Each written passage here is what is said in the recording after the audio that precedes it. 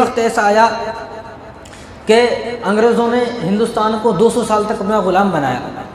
آج اللہ کا شکر ہے، آج ہم لوگ آزاد ہیں، ہماری عزتیں محفوظ ہیں آزادی کی وجہ سے، ہمارے بچے محفوظ ہیں آزادی کی وجہ سے، ہماری مسجدیں مدرسے محفوظ ہیں آزادی کی وجہ سے. ورنہ جب انگریز نے اس ملک پر حکومت کی تو 1000 مدرسے تو صرف دلی کے اندر تھے جو انگریزوں نے ختم کرے. اور انگریزوں کو 1857 کے اندر انگریزوں نے 3 لاکھ قرآن کریم کو جلایا، 3 لاکھ قرآن کریم کو، اور ہزاروں مسجدیں اور ہزاروں مدرسے پورے ہندوستان کے اندر سے انہوں نے جو ہے بالکل مسمار کر دیے، توڑ دیے، شہید کر دیے. تو ہم آزاد ہیں، تو ہم جو اب جی رہے ہیں، چین کی سانس جی رہے ہیں، سکون کی سانس جی رہے ہیں، اور جو اب اطمینان سے تمام لوگ جی رہے ہیں، یہ کس وجہ سے جی رہے ہیں؟ یہ آزادی کی وجہ سے جی رہے ہیں کہ ہم لوگ آزاد ہیں اس لیے جی رہے ہیں. ورنہ اگر ہمیں کوئی غلام بنا لے تو کیا ہم غلامی کے بعد اس طرح جی سکتے ہیں جس طرح آپ جی رہے ہیں؟ ایک آدمی جب غلام ہوتا ہے تو جو آدمی قید میں ہے، قید خانے میں، جیل میں، تھانے میں بند ہے، تو وہ اگر چاہے میں نماز پڑھتا ہوں، نماز نہیں پڑھ سکتا ہے. وہ چاہے تو میں کسی مسجد میں جا کر نماز ادا کروں 5 وقت کی، تو اس کو جیل سے باہر کوئی نہیں نکلنے دے گا. تو ہم آزاد ہیں، ہم آزاد ہیں تو آزادی کی اہمیت کو سمجھے کہ ہم جب چاہے جب نماز پڑھ سکتے ہیں، جب چاہے جہاں دل کرے وہاں جا سکتے ہیں. اور اسی طرح ہندوستان کے اندر 2 دن بہت اہمیت کے دن ہیں، 2 دن بڑے خوشی والے دن ہیں اور 2 دن بڑے نعمت والے دن ہیں. کون سا دن؟ ایک 15 اگست ہے. 1947 15 اگست کو ہمارا دیش آزاد ہوا، اس لیے 15 اگست کو جھنڈا لہراتے ہیں، خوشی مناتے ہیں، اور منانی بھی چاہیے. تمام مسلمانوں کو خوشی منانی چاہیے کہ ہم ایک آزاد ملک اور جمہوریہ ملک میں جو زندگی گزار رہے ہیں، چین اور سکون کی سانس لے رہے ہیں. اور دوسرا جو دن ہے وہ 26 جنوری کو جھنڈا لہراتے ہیں. وہ اس لیے کیونکہ اس دن ہمارا قانون نافذ ہوا، ہندوستان کا اپنا آئین، اپنا قانون، اپنا دستور ہند، اپنا کانسٹیٹیوشن، اپنا سمویدھان لاگو ہوا. اس لاگو ہونے کی خوشی میں 26 جنوری کو جھنڈا لہراتے ہیں. تو یہ 2 دن ہندوستان کے اندر بڑی اہمیت والے دن ہیں، بڑی خوشی والے دن اور بڑی شان والے دن ہیں. دیکھو آزادی کو جب بیان کیا جاتا ہے وہ 1857 کے بعد سے بیان کیا جاتا ہے کہ آپ جب بھی آپ سرچ کریں گے، یوٹیوب پہ دیکھیں گے، کسی کتاب کو کھولیں گے، کسی کے منہ سے بھی سنیں گے، وہ 1857 سے آزادی کو شروع کرے گا. 1857 سے پہلے شروع نہیں کرے گا. لیکن آزادی کی جو لڑائی ہے، آزادی کی جو جنگ ہے، وہ 1857 سے پہلے سن 1757 100 سال پہلے جو ہے وہ مسلمانوں نے شروع کی. آزادی کی لڑائی میں آج اگر کسی کو بتایا جاتا ہے تو یہ بتایا جاتا ہے پھر مسلمانوں کا کوئی حصہ نہیں ہے، صرف غیر مسلموں کا حصہ ہے، ہندوؤں کا حصہ ہے اور سکھوں کا حصہ ہے. لیکن مسلمانوں کے حصے کو بالکل ختم کرنے کی کوشش کی جا رہی ہے کہ مسلمانوں کو کوئی حصہ ہی نہیں ہے. حالانکہ جب آپ پڑھیں گے تو پتہ چلے گا کہ سب سے زیادہ جتنا مسلمانوں نے خون بہایا، میں کہتا ہوں اتنا تو دوسرے لوگوں نے پسینہ بھی نہیں بہایا. مسلمانوں کو جتنا خون بہا کسی اور دوسری قوم کا، دوسری مذہب والوں کا یہ پسینہ بھی نہیں بہا. اور ہزاروں مسلمانوں کی گردنیں کٹ گئی، ہزاروں علماء جو ہے وہ سولی کے تختے پر چڑھ گئے جب ہمیں یہ آزادی کا دن دیکھنا نصیب ہوا. یہ آزادی ایسے نصیب نہیں ہوئی، بلکہ بڑی قربانیوں سے ہمیں یہ آزادی نصیب ہوئی ہے. سب سے زیادہ کوششیں ہندوستان کو آزاد کرانے کی مسلمانوں نے کی، سب سے زیادہ گردنیں مسلمانوں کی کٹی. اور ہر آزادی کی جتنی بھی لڑائیاں ہوئی، ہر لڑائی میں سب سے آگے مسلمان تھے، سب سے اول مسلمان تھے، سب سے پہلے مسلمان کھڑے تھے، سب سے پہلے مسلمانوں نے اپنے سینے پر گولی کھائی ہے. لیکن آج انہی مسلمانوں کو بھلایا جا رہا ہے، انہی مسلمانوں سے کہا جاتا ہے کہ آزادی میں تمہارا کوئی حصہ نہیں ہے. اس لیے میں کہتا ہوں کہ انڈیا گیٹ پر جو 61,000 مسلمانوں کے نام لکھے ہوئے ہیں، پھر یہ کون ہے؟ 61,000 مسلمانوں کے انڈیا گیٹ پر نام لکھے ہوئے ہیں. پھر یہ کس نے لکھ دیا نام؟ کیا جناتوں نے لکھ دیا کہ بھوتوں نے لکھ دیا؟ کس نے لکھ دیے؟ تو معلوم یہ ہوا کہ جو زہر آج پھیلایا گیا ہے اس زمانے میں یہ زہر نہیں تھا جس زمانے میں یہ نام لکھے گئے. اگر اس زمانے میں یہ زہر ہوتا تو ہندوستان کی آزادی میں کتنے مسلمانوں نے قربانی دی، ان کا نام انڈیا گیٹ پر لکھے نہ ہوتے. اور سب سے زیادہ کوشش بھی مسلمانوں نے کی ہے ہندوستان کو آزاد کرانے کی. کیوں؟ کیونکہ انگریزوں نے جو حکومت چھینی ہے وہ مسلمانوں سے چھینی ہے، وہ مغلوں سے چھینی ہے، بہادر شاہ ظفر سے چھینی ہے. جب مسلمانوں سے حکومت کو چھینا گیا تو مسلمان جو حاکم تھے حاکم سے محکوم بن گئے، مسلمان جو بادشاہ تھے وہ بادشاہ ہونے کے بعد غلام بن گئے. تو جب مسلمانوں سے حکومت کو چھینا ہے تو سب سے زیادہ کوشش اور سب سے پہلے کوشش بھی مسلمانوں نے ہی ہندوستان کو آزاد کرانے کی ہے. لیکن مسئلہ یہ ہے کہ ہم اپنے بزرگوں کی قربانیوں کو بھول رہے ہیں. تو اپنے بزرگوں کی قربانیاں ہم نے مسجدوں میں ذکر نہیں کی، مسجدوں میں یاد نہیں کی.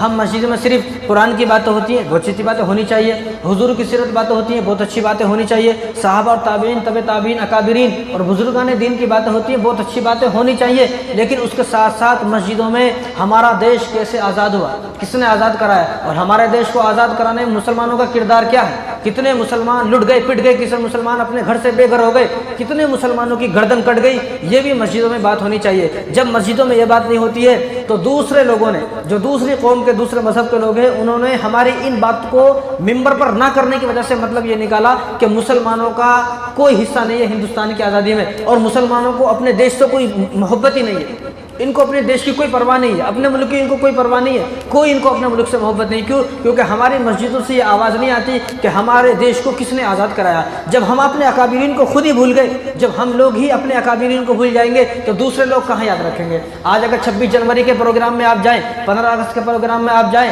تو کوئی بھی ٹیپو سلطان کا نام لینے والا نہیں ہے، کوئی بھی سراج الدولہ کا نام لینے والا نہیں ہے، کوئی بھی حضرت مولانا شیخ الہند کا نام لینے والا نہیں ہے، اور کوئی بھی مولانا حسین احمد مدنی کا نام لینے والا نہیں ہے۔ جہاں اگر بات ہوں گی تو گاندھی جی کی بات ہوگی، بہت اچھی باتیں ہونی چاہیے، پنڈت جواہر لال نہرو کی بات ہوگی، بہت اچھی باتیں ہونی چاہیے، راجندر پرساد ہے ان کی بات ہوتی ہے، ہونی چاہیے، سب کی ہونی چاہیے۔ لیکن ان کے ساتھ ساتھ جن مسلمانوں نے اپنے خون سے اس زمین کو رنگین کیا ہے، جن کی خون کی گواہ یہ زمین ہے، ہندوستان کے آزادی کے لیے جن مسلمانوں نے اپنا خون بہا دیا ان کا نام بھی اور ان کا ذکر بھی ہونا چاہیے۔ یہ ہے انصاف کی بات، یہ انصاف کی بات ہے۔ تو ہماری مسجدوں میں بھی بات ہونی چاہیے کہ مسلمانوں کو پتہ چلے کہ ہم نے اپنے دیش کو کیسے آزاد کرایا۔ اب 26 جنوری آنے والا ہے تو اس سے پہلے مسلمانوں کو جان لینا چاہیے کہ مسلمانوں نے اس دیش کے لیے کیا کیا ہے۔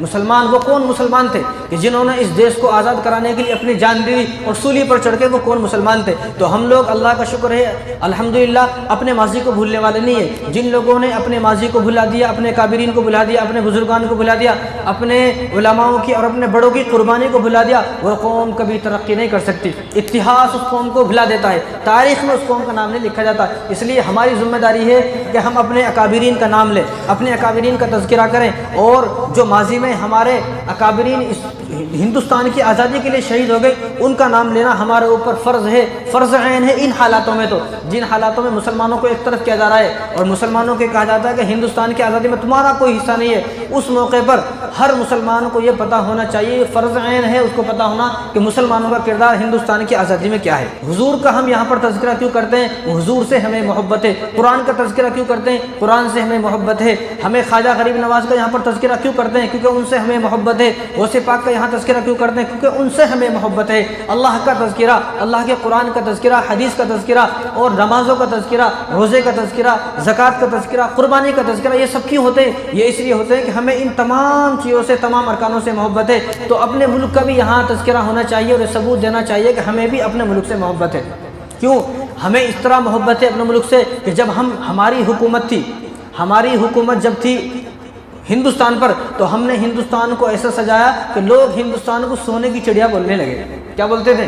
سونے کی چڑیا بولتے تھے ہندوستان کو۔ اور لوگ کیا بولتے تھے؟ لوگ یہ بولتے تھے کہ میرے دیش کی دھرتی سونا اگلے۔ یہ وہ ٹائم کی بات ہے، اب بھی وہ گانا چلتا ہے میرے دیش کی دھرتی سونا اگلے، لیکن اب نہیں اگلتی، اب نہیں اگلتی، اگلتی ہے، اب بھی اگلتی ہے، لیکن اس کا استعمال اس طرح نہیں ہو رہا کہ جس طرح استعمال ہونا چاہیے۔ وہ غلط لوگوں کے ہاتھوں میں جب ملک آ جاتا ہے تو اب دیش کی دھرتی سونا تو جہاں تھا لوہا بھی نہیں اگلے گی۔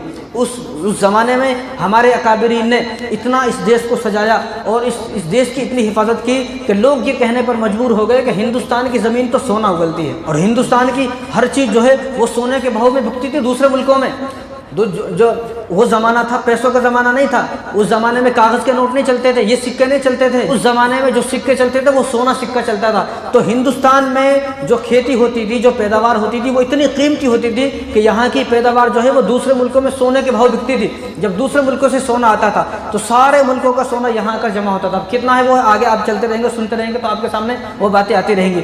تو ہندوستان کو ایسا سجایا کہ ہندوستان میں انگریز بھی نوکری کرنے کو پسند کرتا تھا۔ اس زمانے میں کوئی انگریز کسی کو پوچھتا تھا بھائی تو کہاں نوکری کرتا ہے، انہیں بتاتا میں امریکہ میں نوکری کرتا ہوں، تو بولتا کوئی مزہ نہیں آیا۔ کہاں نوکری کرتا؟ میں انگلینڈ میں نوکری کرتا ہوں، تو لوگوں کے چہرے بن جاتے تھے، مزہ نہیں آتا تھا۔ کہاں نوکری کرتا؟ میں لندن میں نوکری کرتا ہوں، افریقہ میں نوکری کرتا ہوں، لیکن لوگ خوش نہیں ہوتے تھے۔ اگر کوئی آدمی یہ بولتا تھا، پوری دنیا کے کسی کونے پر بھی کھڑا ہو کے یہ بولتا تھا کہ میں ہندوستان میں نوکری کرتا ہوں، تو لوگ چاروں طرف سے اس کو گھیر لیتے تھے اور اس کو بولتے تھے کہ ہندوستان میں مجھے بھی ایک نوکری دلا دو۔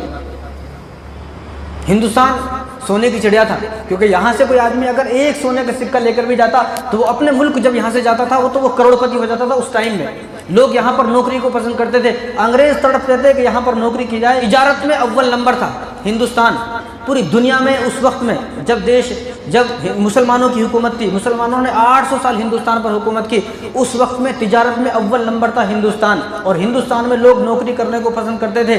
لیکن چند دن کے بعد ایسا ہوا کہ انگریزوں کی ناپاک نظر انگریزوں کے ناپاک قدم اس ہندوستان میں پڑ گئے۔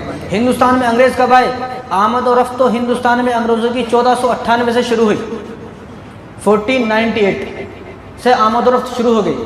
اب اس سے پہلے انگریزوں کو پتہ نہیں تھا ہندوستان کے بارے میں، اتنا یہاں نوکری تو کرتے تھے لیکن یہاں کی چیزیں اتنی قیمتی ہیں اس سے پتہ نہیں تھا۔ لیکن جب 1498 میں پہلی بار یہاں پر ایک انگریز آیا، اب اس نے یہاں کی تمام چیزوں کو دیکھا کہ یہاں کی دھرتی تو ایسی ہے کہ حقیقت میں یہ جو بات ہے میرے دیش کی دھرتی سونا اگلے، وہ جھوٹی بات نہیں ہے بلکہ وہ سچ بات ہے۔ اب اس نے جا کر انگریزوں کو بتایا۔ اب انگریز یہاں پر آنے لگے، تجارت کی غرض سے آنے لگے، جانے لگے۔ 1498 سے شروع ہوئے، اب آتے آتے یہ 14 دہائی گزر گئی، 15ویں صدی گزر گئی، 16ویں صدی آئی۔ اب 16ویں صدی کے 24 اگست گجرات سورت میں آئے۔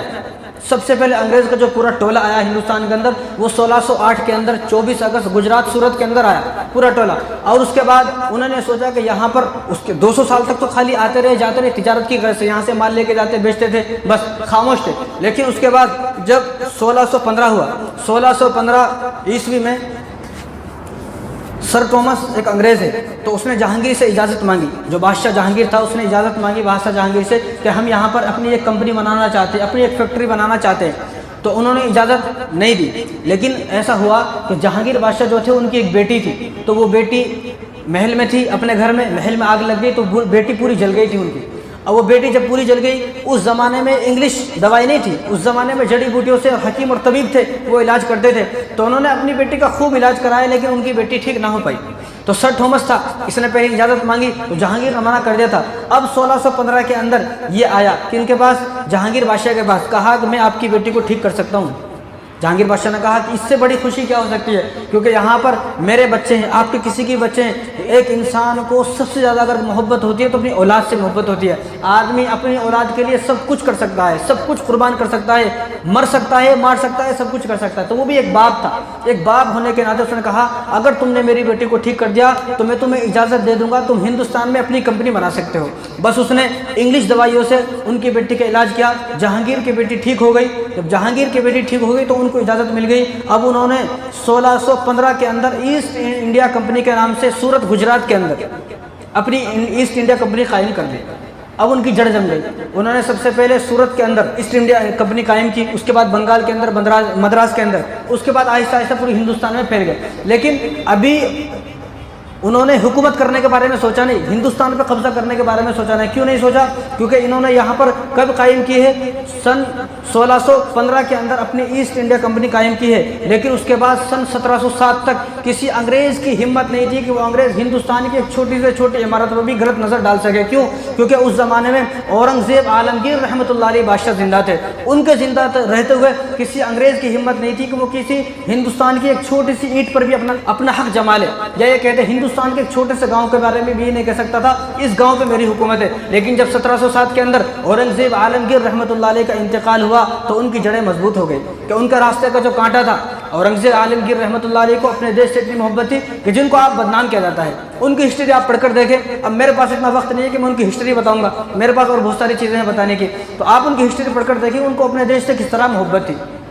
وہ اپنے بیت المال جو ان کا مال تھا اس میں سے 1 روپیہ بھی نہیں لیتے تھے، قرآن کو اپنے ہاتھوں سے لکھتے تھے، قرآن کو، اور ٹوپی اپنے ہاتھوں سے، انہوں نے ٹوپی بنانا سیکھا اور وہ اپنے ہاتھوں سے ٹوپی بناتے تھے، رات دن قرآن لکھتے، قرآن لکھ کر ان کو ہدیہ، قرآن کو ہدیہ کرتے، اس کے پیسے آتے، اس پیسوں سے اپنے گھر کا خرچہ چلاتے، اور ٹوپی سلتے، جب ٹوپی بہت ساری سل دیتے تو اپنے ایک وزیر کو وہ ٹوپی دیتے کہ تم راستے میں جا کر ان ٹوپی کو بیچو، اور کسی کو یہ بولنا نہیں یہ ٹوپی میں نے اپنے ہاتھوں سے سی ہے، اگر تم کسی کو یہ بول دو گے کہ یہ ٹوپی میں نے اپنے ہاتھوں سے سی ہے تو ان کی قیمت زیادہ ہو جائے گی، تم کسی کو بولنا نہیں، تم اپنا نام لے کر ان ٹوپیوں کو بیچنا۔ جب وہ گلی گلی میں جا کر، محلے محلے بستی میں جا کر ان ٹوپیوں کو بیچتے، ان ٹوپی کے بیچنے سے جو پیسہ ملتا اس پیسے سے اپنے گھر کا خرچہ چلاتا۔ یہ ہے اورنگزیب عالمگیر رحمۃ اللہ علیہ جن کو آج بدنام کیا جاتا ہے کہ ہندوستان لوٹنے آئے تھے، ہندوستان لوٹنے آئے۔ اگر ہندوستان لوٹنے آتے تو بھائی ہندوستان کا سارا مال افغانستان اور دوسرے جو اس دور میں جو ایران ہے، جو اسلامی ممالک ہے، وہاں پر یہاں کا سونا اور چاندی اور یہاں کا جو سب چیز وہاں چلا جاتا،